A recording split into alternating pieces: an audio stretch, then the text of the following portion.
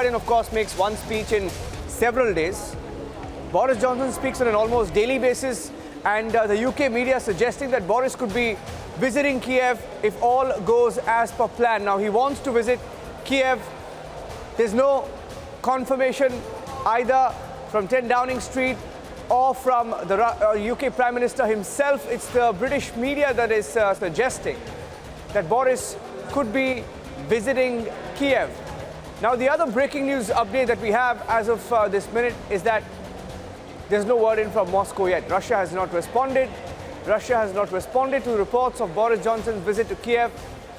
This is the latest breaking news update that we're getting into our newsrooms right now as we keep a close track on the developments. Let's quickly get you some more reports from the war zone on day 26.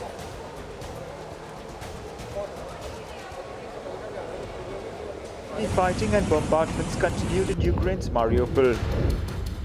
Residents shifted across destroyed buildings and shelters in an effort to survive in the city, carrying bags in pushing carts full of food and supplies. Watch how various local residents were seen walking amongst the debris caused by the fighting. Dead bodies laid in clear view, covered in dust on the ground among the debris. According to local authorities, the siege has caused shortages of food, water and energy supplies. Russian forces continue to push for the capture of Mariupol as it strategically allowed Russian forces from the south and troops in eastern parts of Ukraine to link up. City officials say that at least 2,300 people have died so far in Mariupol, with some buried in mass graves. Agency report for Republic TV.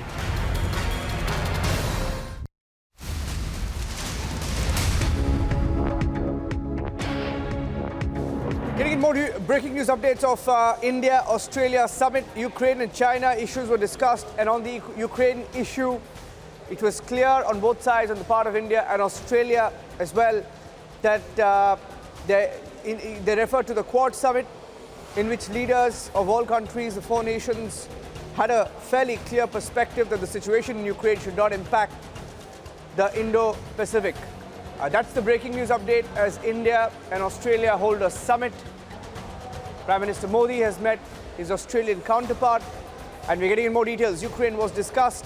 Ukraine and China were raised, and on the Ukraine issue, very clear from both sides, both Australia and India, that they referred to the Quad summit, in which leaders had a fairly clear perspective that the situation in Ukraine should not have an impact on the Indo-Pacific.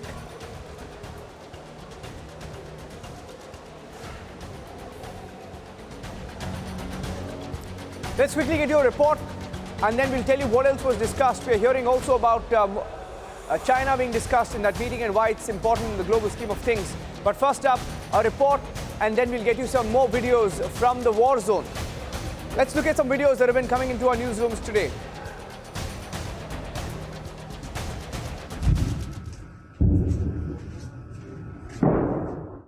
Mines planted by Ukrainian forces reportedly exploded off the coast of Odessa in Ukraine. Earlier, the Russian forces warned that some mines planted by Ukrainian military on the approaches to the Black Sea ports began to drift due to the break of anchor cables. Some of the explosive devices could eventually end up in the Bosphorus and further into the Mediterranean, posing a danger.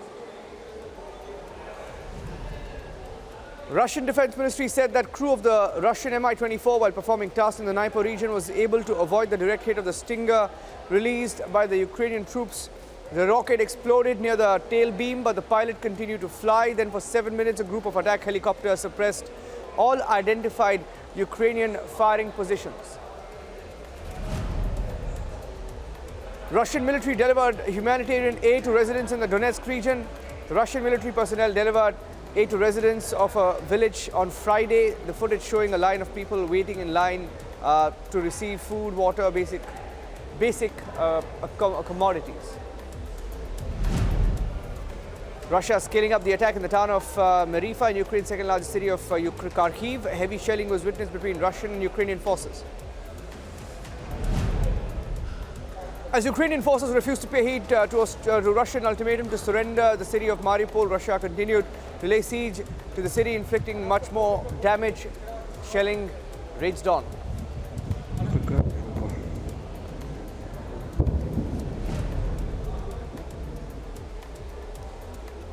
Russian defense minister has published footage showing how Ka-52 choppers destroyed positions of Ukrainian army.